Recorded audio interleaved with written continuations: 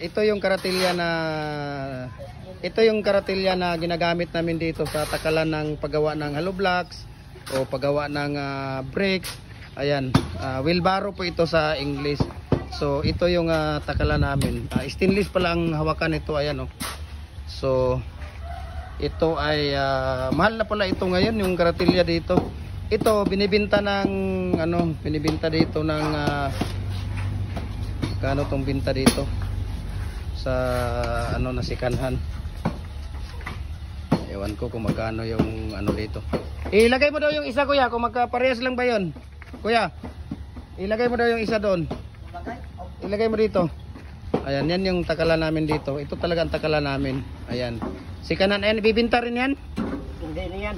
Hindi ibibinta yan. Yung isa lang ang binibinta. Ayan, so ito yung takalan namin. Ito yung wheelbarrow talaga na ginagamit namin dito. Takalan, ito ang takalan namin sa sa tawag dito, sa hollow block at saka sa sa concrete bricks, lahat po ng ayan, so binibinta po talaga itong dalawa. Binibinta daw sikanhan eh. Mahal na pala ngayon yung ito. Pagbago pala dito, ang mahal. Kaya kung sino pa yung gustong mag-order nito, PM nyo lang ako. At saka sikanhan ang mahal na nga ng sikanhan eh. Tingnan mo dito yung karatilya na takalan. Ayan, so thank you so much for watching, guys. At saka kung sino pang gustong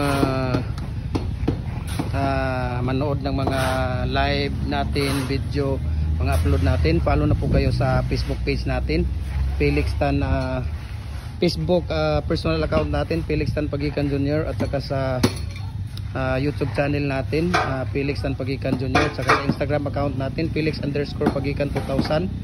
At saka sa Facebook page natin, Jim Hardware and Kukulamber Balulang Brands. At saka Jim Hardware and Kukulamber Kanituan Brands. Ayan, so thank you for watching, guys, and God bless ating lahat. Ayan, bye bye.